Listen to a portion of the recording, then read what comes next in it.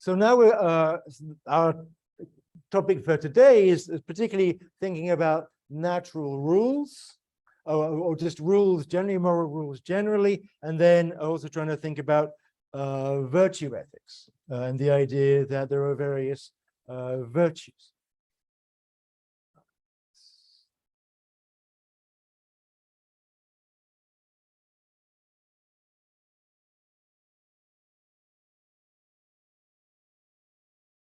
So it's a very common idea that we think that morality consists of a bunch of rules.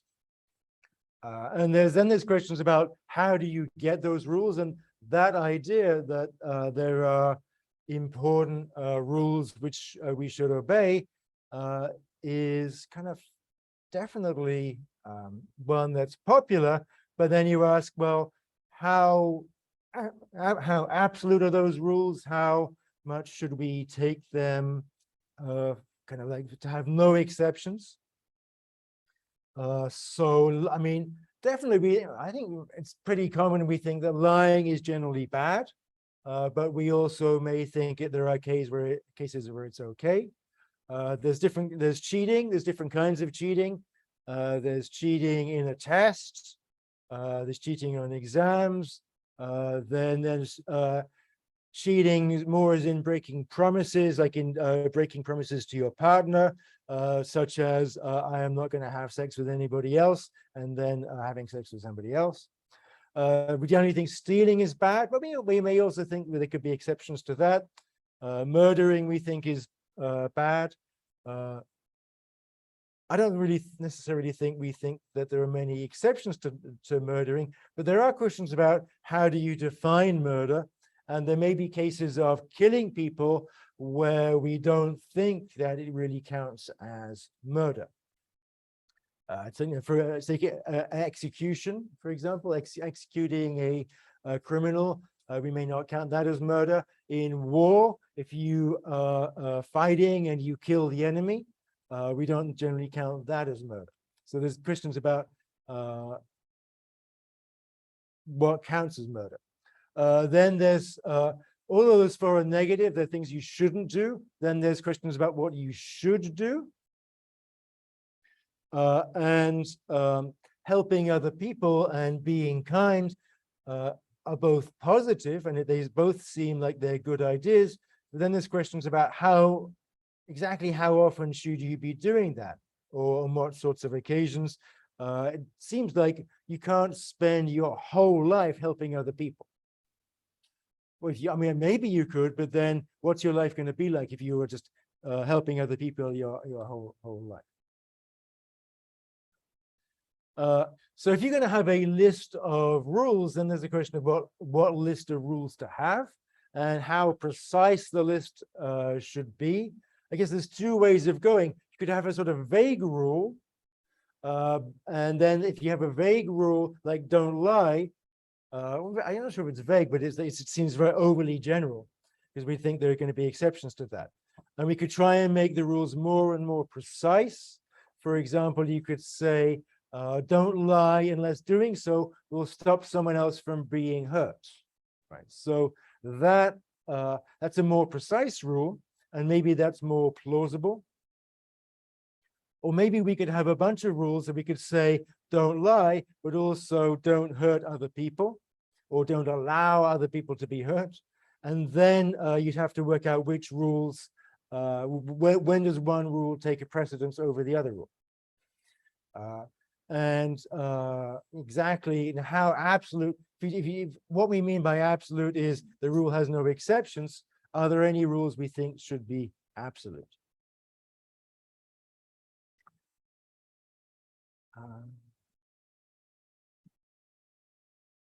So there's W.D. Ross, who is well known as a defender of the idea that morality is just a list of rules, and those rules are what he calls prima facie duties. We'll talk more about prima facie, just means on the face of it. And he comes up with this list of 7 rules, which they certainly seem pretty good rules to have, pretty good duties. There's fidelity, we should strive to keep our promises and be honest and truthful. Reparation, which is making amends when we have wronged someone else. Gratitude, which is being grateful and returning favors.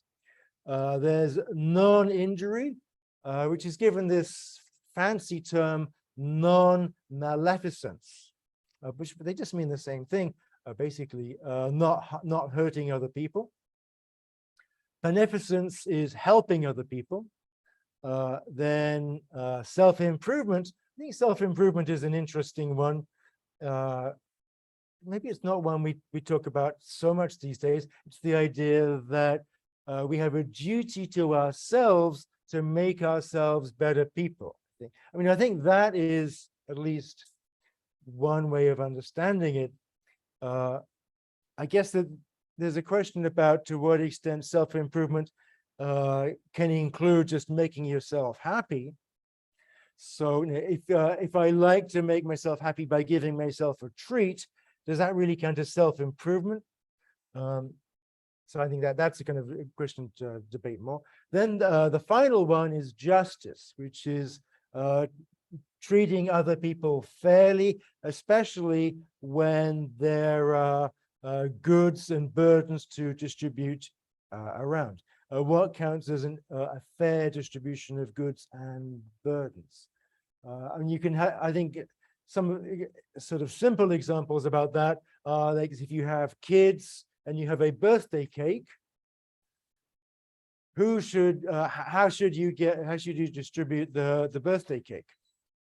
One way of thinking about it would be everybody gets an equal slice.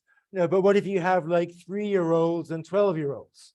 Should the 3-year-old get the same size slice as a 12-year-old? Like, is that fair? So yeah, then and you might say, well, the person whose birthday it is gets a bigger slice because it's their birthday.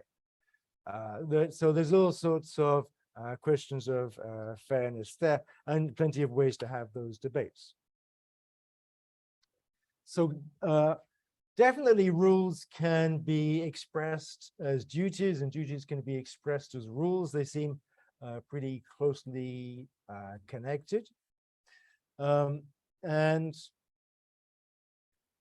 I think we can easily translate what from one to the other. If there's a rule saying you should do something, then we can translate that as saying you have a duty to do that thing. Now, one of the frustrating things about Ross was that he writes this important book saying that morality consists of duties, and he gives those 7 duties. But then you want to know, well, what do you do when the duties conflict? What would we want to say about that? Like if you have a particular case where it seems like you have at least 2 rules apply, but one rule suggests you do one thing, and another rule suggests you do another. Like a classic example would say, don't harm somebody, but also tell the truth. But maybe there's a case where telling the truth would harm somebody. Then which one comes first? Ross, you'd think, oh, he should then tell you which ones comes first. And you like give an ordering of the duties. But he says, no, you can't really do that. And he says, what you should do is like you should just think about it, and then you'll find out the right answer. It's like, well, that doesn't seem to be very informative. Think about it and you come up with the right answer. It's like, well, is he sure? Are we sure that we're all going to come up with the same answers there? So I think the thing about Ross is that he thinks that rational people will eventually come to the same beliefs. So if you believe in the same duties and you are well educated and you're thoughtful, then you will, everybody who is rational will come to the same beliefs. That's very optimistic, the idea that all rational people are going to agree. And it doesn't really seem to fit with our experience. I don't think that our experience really is that you have two rational people. They all have the same information, but they always agree on everything about morality. That doesn't actually seem to happen. Very often, you have rational people who end up strongly disagreeing about morality. And it seems the only thing that Ross can say about that is like, well, clearly, at least one of them hasn't really thought about the issue enough, and if they both think about it a little bit more, then they'll come to an agreement.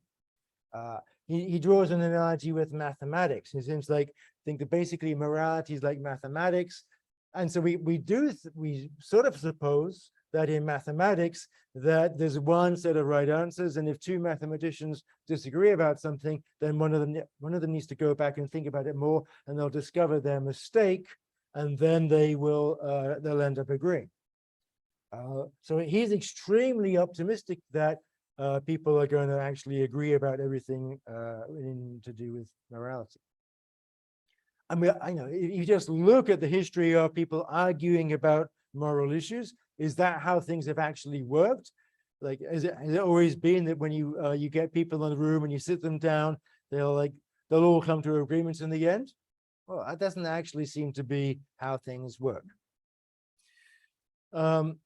Medical ethics is a particularly interesting example, and also helps to make us think about maybe some of the one of the absences in Ross's list of duties. So these philosophers, Tom Beecham and James Childress, for medical ethics, they came up with a list of 4 principles. Principles seem pretty close to duties here. In fact, they explicitly were referring to Ross when they were thinking about these principles. So they took 3 of his 7 principles, they rejected the other ones, and then they added autonomy. So there's beneficence and non-maleficence and justice, but they also said that we have to respect other people's autonomy. We have to, if somebody makes a decision, then we have to agree, respect their rationality. Ross never included that.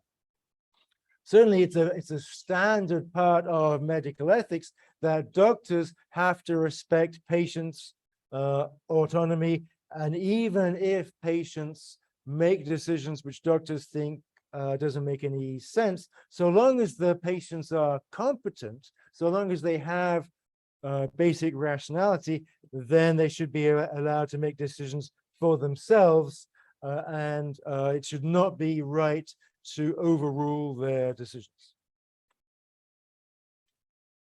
A lot of this comes from Immanuel Kant, who was a German-speaking philosopher from the 18th century. He died in 1804. He was German-speaking, but he wasn't actually in what is now considered Germany. He's in what is now Russia, but it's not even part of the main Russia. It's a little bit of Russia, which is right next to Estonia on the coast. So he Kant had quite a sheltered life in some ways. I think this is right. I think he never actually left the city that he was born in. He spent his whole life in the same city. And he certainly had a reputation as leading a life which is very regular. So I think there's a story that he would do his afternoon walk at the same time every day, and people would like set their watches or their clocks by saying, "Oh, there goes Immanuel Kant. It must be 4:30." Like there was like he was like totally sort of like led a life of following kind of rules and having a very regular routine. And I mean, that story about him following rules and having a regular life sort of makes sense, because his view of rationality is one where he thinks that rationality is just a matter of following rules, and the rules are universal. He thought you could work out the rules are just by thinking rationally. He gives a sort of prescription for how we should come up with these rules, which is called the categorical imperative. And the basic idea is that you consider a rule, and if it is, if you can imagine that everybody follows that rule and you don't get some kind of self-contradiction, then that rule is okay. Whereas if you imagine everybody following that rule and you do get some kind of self-contradiction, then that rule has to be thrown out. And his example is lying. Well, one of his main examples is lying, and he says that his basic argument is that if everybody lied, then we wouldn't be able to tell truth from falsity, and a society would totally crumble. Therefore, we all have to tell the truth. That argument seems a bit quick, because what about if everybody just tells mostly the truth? Then society isn't going to crumble. In fact, that's what happens, right? People lie all the time. And it doesn't, I mean, maybe occasionally we do have some worries that I think this maybe especially these days we think, well, maybe society is actually crumbling. I mean, I think things don't necessarily look that good for society in some ways. And we might think, well, some people just like just lie as a matter of kind of, they're just lying all the time. And maybe so that's a worry that we can't really tell truth from fiction anymore. But it does seem like we could imagine a rule where something like the one I considered. You should tell the truth unless telling the truth will lead somebody else to get harmed. But Kant doesn't consider that. He just says, always tell the truth.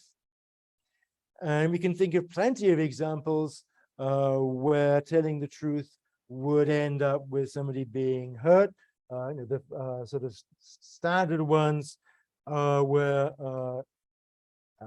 if you live in a society where some people get persecuted, and you're hiding one of those people, and people come to the door, the police come to the door and say, are you hiding some of the group that we don't like? And if you say yes, then those people are going to get hurt. So it seems like we can think of plenty of examples where telling the truth could lead to a terrible harm. So Kant's suggestion that you should never lie just doesn't make a lot of sense. Now, there's also the idea of the golden rule.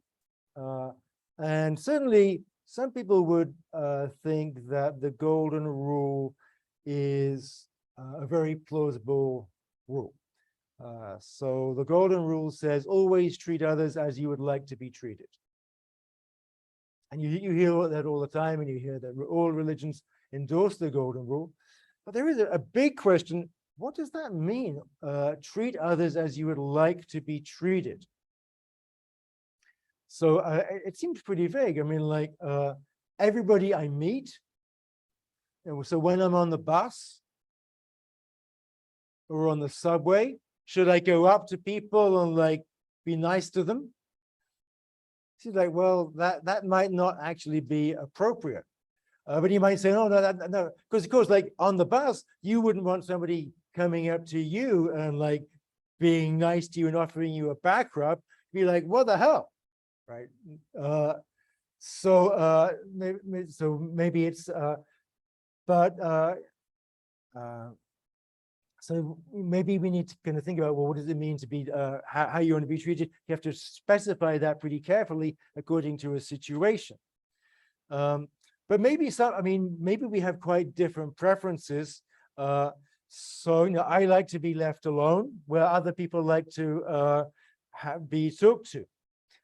So maybe does that mean that I should always leave other people alone and not interact with them? Often we think, no, the polite thing to do is to actually go and interact with other people. I like to, if somebody's going to be offering me a snack, I like wasabi almond nuts, which are quite spicy. But not everybody likes that. but should I go around giving other people wasabi almond nuts if I'm going to give them a treat? It seems like no, you have to be more careful than that. So there is like a question about how do you interpret the golden rule? Now, so I'm not saying the golden rule is wrong, but I'm saying that are these things really crystal clear, and are they just obvious from rationality? And I think they're not necessarily so obvious. We have to kind of work out how to treat them. I think there's also, I think it's very compelling to say that we shouldn't treat people differently based on arbitrary differences. And so certainly when we think about kind of sex, gender, race, religion, ethnicity, we say, oh, we shouldn't like treat people differently because of that. But it's tricky to work out what actually counts as a real important difference and what counts as an unimportant difference, and what is arbitrary treatment.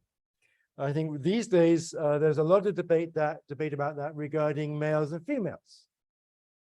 I mean, should we treat males and females exactly the same in all ways?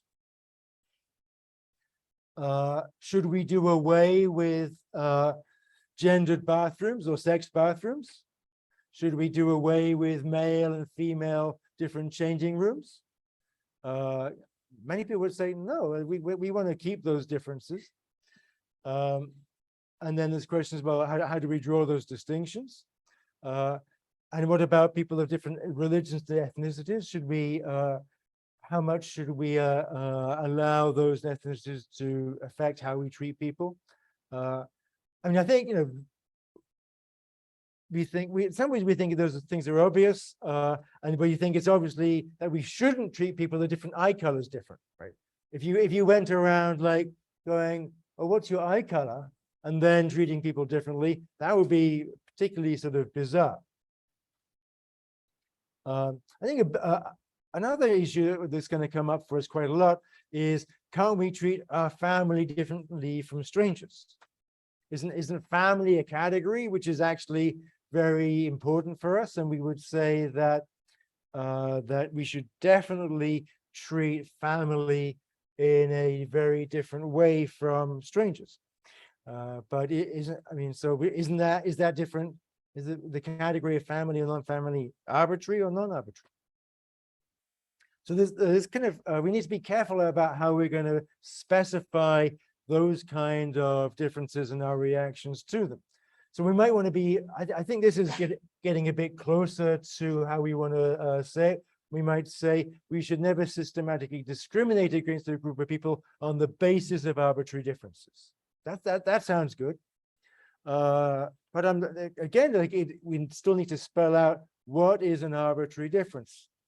And maybe we might also want to say what counts as discrimination. So I think those things are, we might think, oh yeah, those rules are going to be pretty clear and rational, but I think they still take quite a lot of different thought. So I've already mentioned Kant and lying, and I think so that's an important thing to know about Kant. So I'm highlighting it here, that Kant says that moral rules have no exceptions. I think I think clearly most people would say that approach is just much too rigid, and it's very reasonable for us to have exceptions to rules like don't lie, don't cheat, don't steal. We can come up with cases where we think it's the morally right thing to do. We might even come up with cases of where it's okay to murder. Philosophers kind of love those sorts of examples, and they might. What if there's sort of hypothetical examples? One that gets used is like an example from World War II. Suppose people are hiding from the Germans, because if the Germans discover you, they're going to kill all of you. And a mother is holding her young baby, and the baby starts to cry. So your options there are either you find a way to stop the baby from crying, or everybody gets killed. What if your only way to stop the baby crying is to kill it? Is it right to kill the baby? You might think, no, that's not right. But if the result is that the baby's going to die anyway because he's going to get killed and everybody else is going to get killed, you can make a good argument that you should kill the baby. So maybe there are cases, I think they're always going to be controversial, but there always are going to be cases where it seems like even something like murder might be justified. All right, so if we're going to believe in moral rules, then I mean, I think that certainly they have some appeal. But this question is, how do we work out what the moral rules are? If they're coming from religion, then we want to know, well, where does the religion get its authority? If somebody is saying these rules are just rational or obvious, then are they really that obvious? And often there's it seems like there's going to be a great deal of vagueness when it comes to moral rules. There's also a question about how universal they are, even like what I think there's a sort of technical question about what actually makes a rule a rule. Because on the face of it, something like no one but Christian pairing could steal or should steal, that looks like a rule, but it doesn't seem like the kind of rule we're aiming for, right? The rules shouldn't name particular people as exceptions. So then the question is like, well, what kind of exceptions could you allow? What kind of exceptions can't you allow? So if you're sort of technically minded, there is a question about how do we work out exactly what the form of a moral rule is. Immanuel Kant talks a lot about, if you read his main moral writings, he talks a lot about the will. And the will is it's a tricky term because it's not really one that we use as the will. Like, what is the will? It's part of a kind of a more old-fashioned form of psychology where you think you have like some faculty of self-motivation. And the basic idea is that I think for us, we would interpret it as your intentions. Like so what's important is what you intend to do or what you actually do. Now, for most actions, what you intend to do and what you actually do end up being the same thing. But there are an important category of actions where they are not the same thing, where you end up trying to do something, but you fail to do it. In the law, often it seems that we make a strong distinction between that. For example, it seems that the law regards attempted murder as very different from actual murder. Attempted murder seems to be a less serious crime than actual murder. And maybe attempted theft is a less serious crime than actual theft.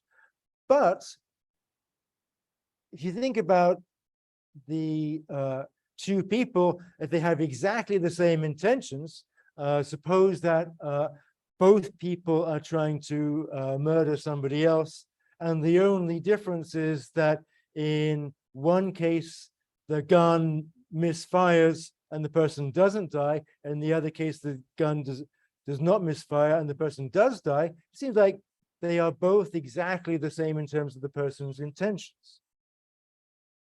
So then it seems like, well, shouldn't they be found equally guilty? So that's an interesting legal question, and I think it's an interesting moral question. Certainly, Immanuel Kant said, what's important is what you're planning to do, not what you end up actually doing. So Kant would say that what's important is your intention or your will. and you can think of all sorts of different kinds of example, and there's the law, and then there's personal morality, and it'll also connect with virtue ethics. So I don't think for our purposes that distinction isn't going to end up going to have making a big difference, I don't think, but it is one to be aware of at least. Okay. Certainly, one of the contrasts is often with utilitarianism. Utilitarianism says that what's important is what you end up doing. That's how we judge an action, the actual effects it causes. I think but utilitarians can certainly still make a distinction between successful attempts and unsuccessful attempts. And they might want to say that if you're building a law system, it's better to have to make a distinction between successful attempts and unsuccessful attempts. So I'm not sure that utilitarianism is completely unable to deal with it. It just seems like that they can understand that difference. So the difference between utilitarianism and Kantianism there is not massive. Oh, we're doing for time.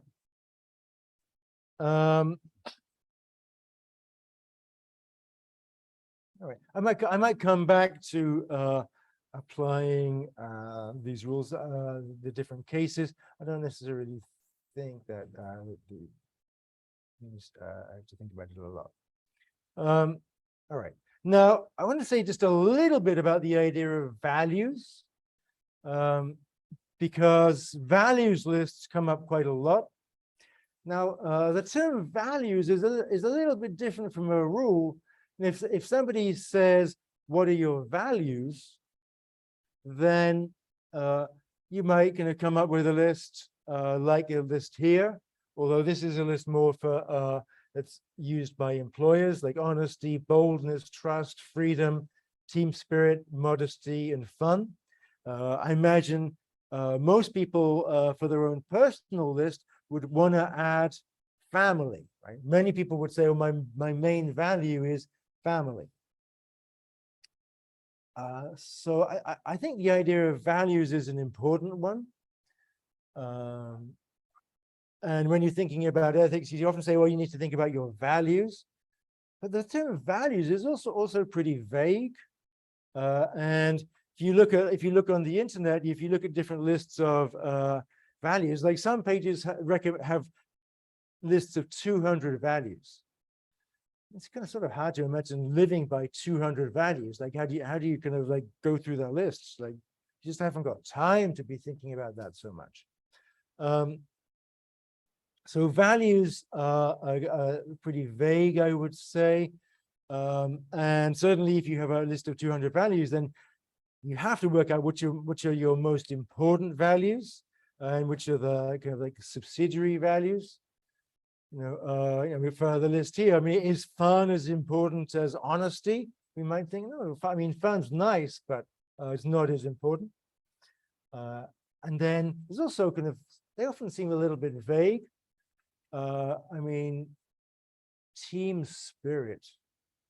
Team spirit's good if you're on a team, right? So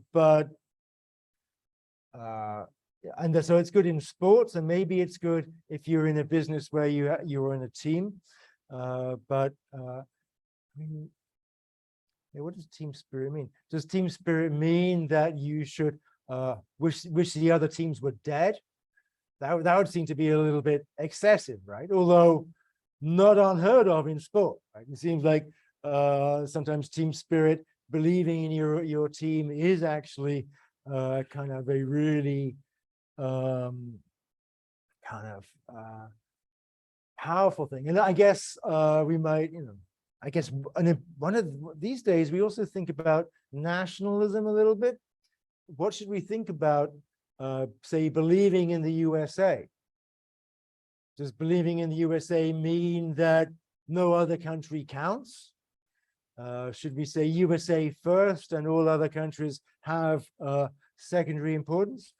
Should we believe in like a global view where everybody is a global citizen? which team are we on? Are we on Team Earth? Are we on Team USA? Are we on Team New York? So there's working out what your team is. So I mean, so values, they all sound great, but working out and being precise about values is pretty tricky. So often values lists may be well-intentioned, but they aren't necessarily very helpful. And definitely coming up with a good list, whether they're values or even rules, is tricky. I mean, it seems like some values are very close to each other. So if you're trying to come up with a list, then you want to have a reasonably short list. I mean, like Ross had a list of 7 rules or 7 duties. If you propose a system of ethics with 200 values, that seems like crazy. Crazy. Like, why would you have that many? So a lot of values are sort of close to each other, but not exactly the same thing. So kindness and compassion. Kindness is a matter of more behavior, whereas compassion is more about how you are feeling about somebody. Similarly, empathy especially is the idea that you should be able to feel somebody else's pain. Empathy and compassion and kindness are all related, but they aren't the same thing. So can we link them all under kindness? It's a little bit vague. And then if you have 2 people with different lists, how do you judge which list is better? Like you need like some way to some list values to judge lists of values. It's all a bit vague. So now I do want to mention just very briefly the idea that in education and in some psychotherapy, there is a practice of values clarification. Sometimes people are like they are unhappy because they're facing all sorts of conflicts. As students, sometimes students face conflicts between their family and their schoolwork and having fun. And you have to think, well, what's more important to me? And there is like a practice in psychotherapy of values clarification, where you sit down and you try and think about it and you come up with a list of what's most important to you. And that sounds like a great idea. Not always necessarily so easy. I would say sometimes you might sit down and think, well, I don't know. I have no idea what's important to me. And then maybe you need to go off and like experience more of the world, or like have some sort of transformative experience, and then you can work out what your values are. But I think for many of us, we can occasionally, kind of think about it, and we can clarify our values. So that can be a good thing to do, but it doesn't necessarily mean that it's going to be the basis for a universal morality. All right, so that's about as much as I want to say about rules and values. And I definitely want to talk about dignity as a sort of basis for values and rights. So the whole dignity approach comes from Immanuel Kant. And so he had 2 formulations. One is about coming up with kind of rules for morality. The other is, he said, like, there is basically one overall rule for morality, which is treating other people as ends in themselves, not merely as a means to an end. And his basic idea is that people have dignity. They have an intrinsic dignity. And so it's wrong to use people. It's wrong to manipulate people without their consent. It's wrong to treat people as just objects. And that idea that people have an intrinsic dignity, I think, is very appealing. But it's pretty vague, and we need to work out a little bit about what it is to use people. Kant's idea about what it is to use people is all based on rationality. He says, like, what it is to use people is to undermine their rationality. So he thinks we have to respect people's autonomy. We have to respect people's ability to make decisions for themselves.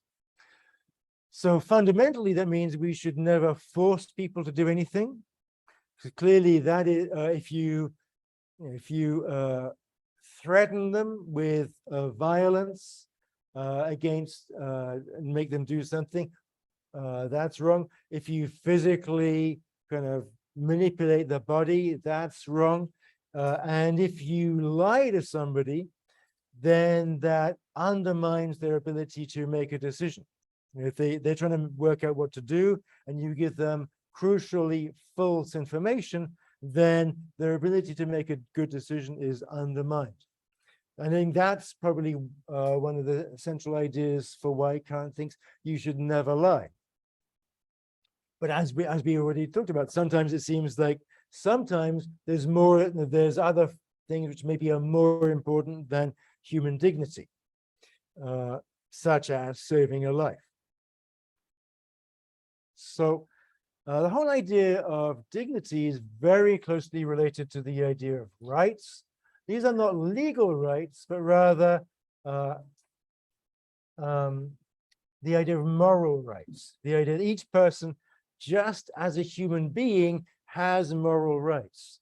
And that idea is very much behind the Universal Declaration of Human Rights made by the UN after the Second World War, and is linked to the idea of fundamental human rights. And the basic idea is that people have those rights, and it's things such as freedom of speech, freedom of religion, freedom of association. There's also, interestingly, in the Declaration of Human Rights, the right to healthcare, which is a little bit surprising in the United States, where we have most people have no legal right to healthcare.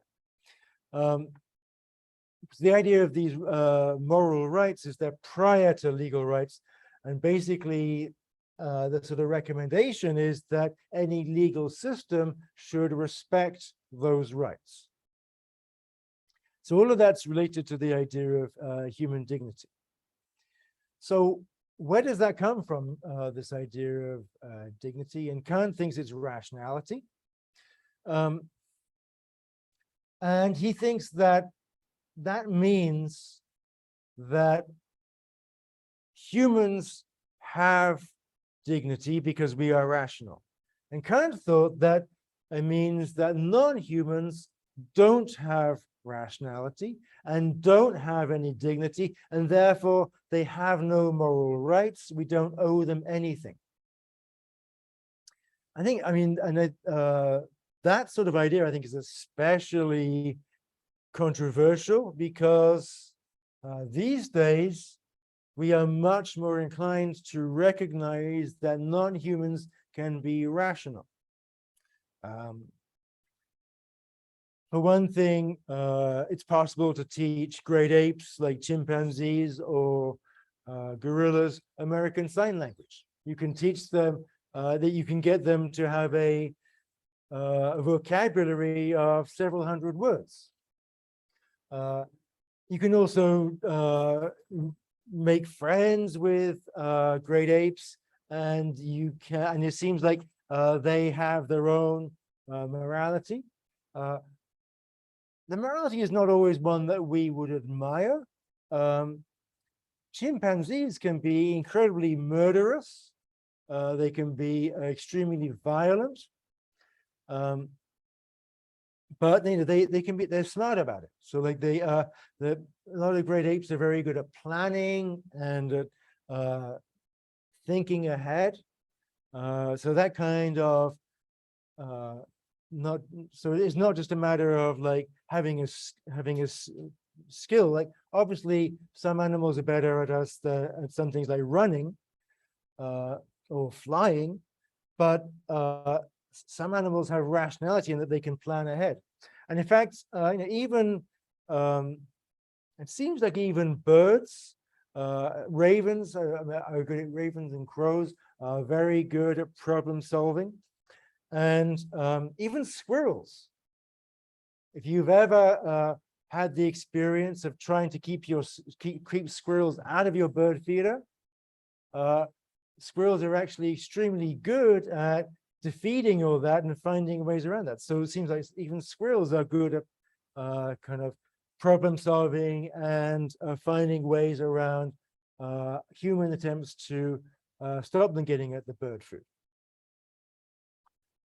So the idea that humans have rationality and non-humans don't, that seems to be a vast overgeneralization.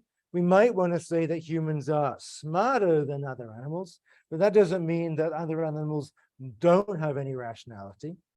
So then there's a question, well, what if you believe that dignity is based on rationality, should we say that humans are very dignified and other animals have some rationality, and maybe some kinds of animals have a lot of dignity and other animals have less dignity?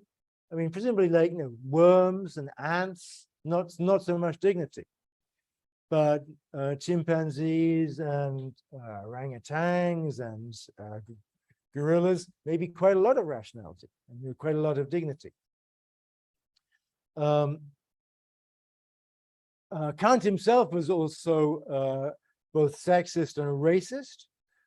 So he thought that basically people of European descent and men of European descent were the ones who were most rational, and women were less rational, and non-Europeans were less rational. So these days we definitely want to correct that. So definitely, it seems like there's a lot of Kant that we want to kind of disagree with, but there is something tempting to saying there's something good about rationality, but that does also conflict with some of our other basic intuitions. Now I mean, maybe at some point in your life you have met somebody who's very drunk. I doubt that, I'm not saying any of you have ever been drunk, but generally you'll probably know that drunk people are really dumb. When you're drunk, you do a lot of dumb things. So does that mean when you're drunk, you lose your dignity? And if you actually, if you're not drunk and you're looking at somebody who is drunk, it is tempting to think that person has lost their dignity. Because you just think, wow, I hope I don't look like that when I'm drunk. But it seems like, we might want to say, well, no, that's not what rationality means. Like, yeah, you can still maintain your basic human dignity even though you're drunk, because that's just a temporary state. And similarly, like when you're asleep, you're not that smart, right? Because you're not very good at answering questions or responding to people when you're asleep. But again, that's a temporary state. So we might want to say, look, we're not talking about temporary states. What's important is your underlying abilities, your underlying ability to be a rational person. So if we go with that, then we want to say that that's what we mean by rationality, your underlying ability, which may be temporarily suspended in certain cases. But that still leads to pretty profound questions about what about people who have profound cognitive deficits? What if somebody has no ability to use language whatsoever and they never will? What if somebody has profound developmental delays, so they are never going to have any great rationality, any great planning abilities, any abilities to plan ahead or converse or think about things? It seems like Kant's approach, focusing on rationality, will mean, well, that person lacks human dignity and has no moral worth. And that would mean that we could do whatever we wanted with that person. And that, I think many people would say, well, that can't be the right answer, because even if somebody is very severely disabled and has very little ability to be rational, still they have some kind of basic human dignity and they still have basic human rights. But if you believe that, then you have to give some explanation for what's the source of their human dignity. Is it their DNA? Is it like simply having human DNA that they have that ability? Is it like they have some kind of human form which they share with other people, even though they lack sophisticated rationality? Is it like they're somehow involved in a human community? I mean, different people have come up with different answers for why we should respect people who have profound cognitive disabilities. And it's very much up for debate. You might say similar things about people who are in permanent comas, who are never going to come out of those comas. What should we think about them? Do they still have rights? Again, I think that's very much debated. So, I mean, it may well be that we are tempted to kind of go with this idea of dignity, but there's big questions about what the foundations of dignity are and who actually has dignity. We definitely, many people would say that we should extend the idea of dignity to non-humans. And maybe it's rationality. If you don't think that it's just rationality, then what is it, and how does that impact non-humans? What should we say about that? I think that is it's a very tricky issue. It's a huge issue. Some people might say it's just the ability to have consciousness. And if so, we might say mammals have consciousness, maybe birds have consciousness. I'm not sure what we want to say about sharks and tuna fish are pretty big, but octopuses and crabs. There's going to be all sorts of questions about which animals have consciousness and should they count as having dignity. So those questions are still pretty huge. Then there's the question about what it is to use people. So Kant says it's about undermining people's rationality. Now, and that definitely goes a long way, because we want to say we shouldn't do things against people's consent. But one worry about Kant is that he has this overly kind of rational view about what it is to be human. And there's parts of human life which are not really captured by rationality. And maybe the one that comes up most is that our physical side and kind of love. I mean, so if you're thinking about, I mean, one thing we might want to say is what makes humans important is not so much rationality, but rather our ability to love each other. And we might say even people who have huge cognitive deficits have some ability to love. So we might want to say that love is a foundation, the capacity to love is a foundation for human dignity. All right, so for Kant, he seems to be like very much neglecting that part of human nature and just focusing on rationality. Yeah, I mean, we might even think that's a sort of typical philosopher's mistake. You know, philosophers love to think that they're smart, right? Like, what's so great about being a philosopher? Oh, we're so smart. And that's what's so great about being. So they say, that's what's great about human. Anybody who is smart has lots of dignity. But other people might say, no, it's not being smart. It's not being smart that makes you so great. It's about loving. It's about, that's what makes people so special. So we might really want to kind of go against Kant and say it's he's got things wrong in some sense. And there's something about Kant which I think there's very much he really wants to say our animal nature is kind of sort of repulsive. He writes about sex, and he says that any two people having sex are just reducing themselves to animals and so it's a terrible thing to do.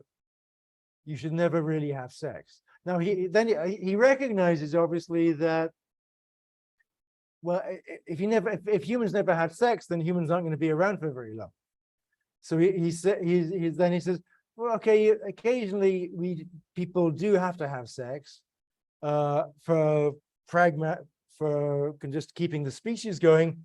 So it's more like we should therefore kind of just kind of do it, but you can't feel good about it.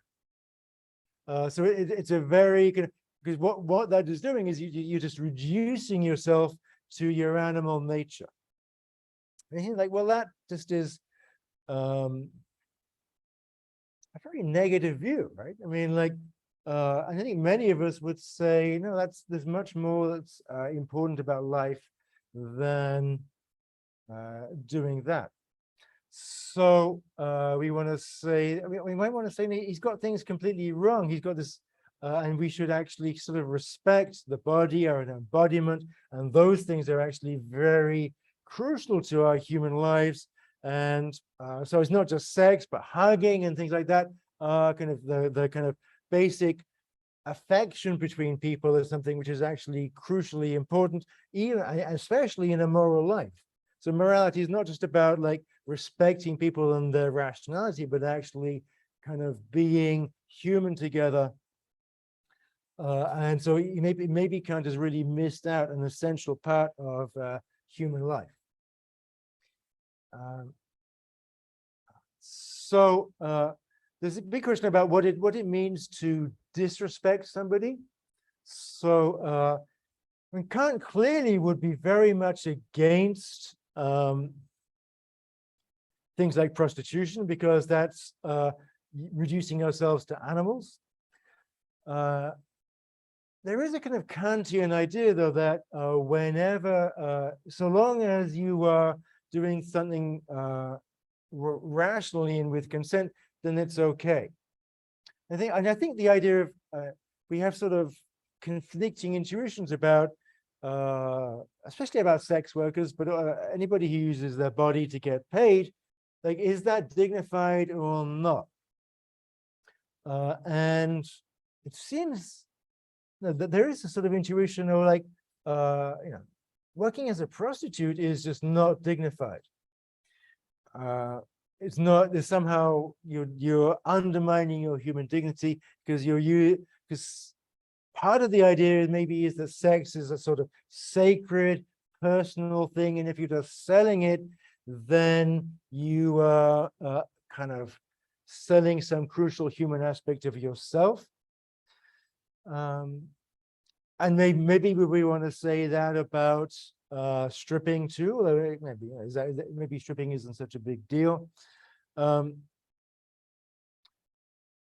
So if somebody pays somebody for sex, is that using them if they are happy to get paid? I think that's a kind of hard question for us to answer. I think we might be tempted to say, no, that's there's something wrong with that.